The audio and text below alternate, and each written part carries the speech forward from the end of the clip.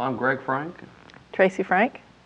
And we're here to talk about divorce and a little bit about some of our experiences we've had. I don't know if we've both gone through divorces.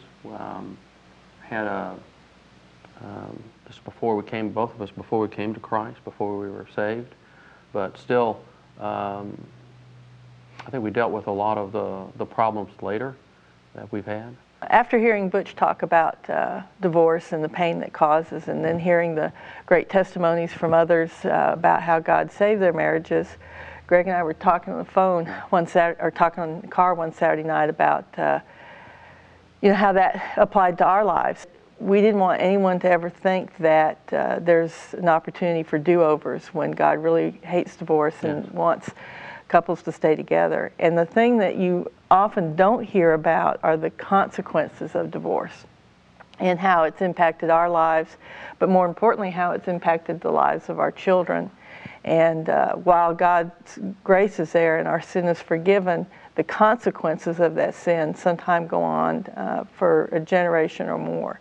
You know, with my son, I actually, when we were about to get a divorce, we were thinking about divorce. My wife initiated it. We'd been through separation twice. She was seeing somebody else at the time, and I thought, well, this is it. This would be easier. This would be the easiest thing to do, is for me just to get out of this relationship, and I'll just let the divorce go.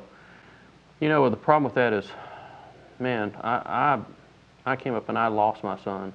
I really did. I lost control over him. I only saw him first, third, and fifth weekend. You know, and by doing that, I allowed another man to raise my son. And how horrible is that? He was not a Christian man. My wife was not a Christian at the time, or my ex-wife. And man, it's just, I mean, I would walk into his room and see him and it was empty. It was devastating. It's the first time I probably have just got down on my knees and really cried uncontrollably. I could not stop.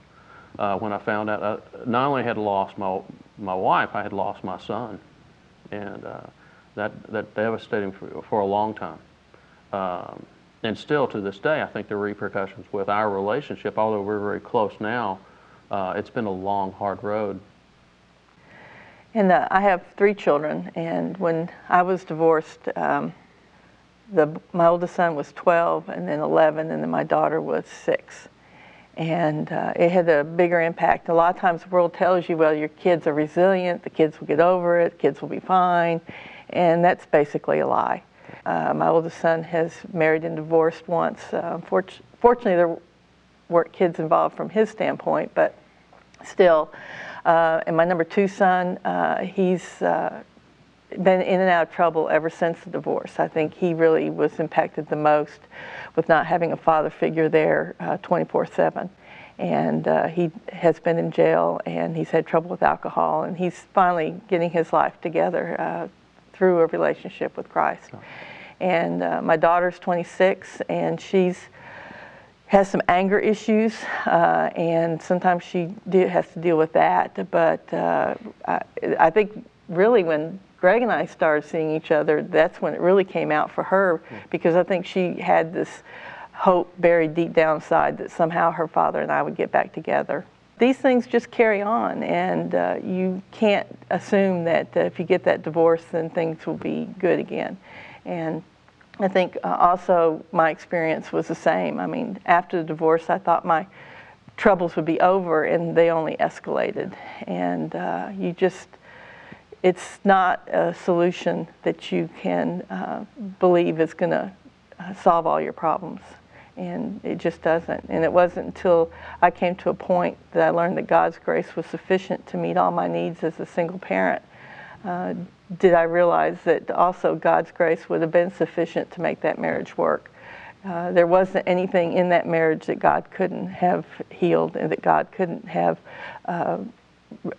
done to make it work. And we just never drew on that strength. We never drew on that power. We just walked away and thought we could just do things our way. And yeah, I guess with Tracy's talking about, could marriage have been saved? Yes. I mean, God could have done anything. If we had come to Christ, if one of us had come to Christ, especially me, as a male.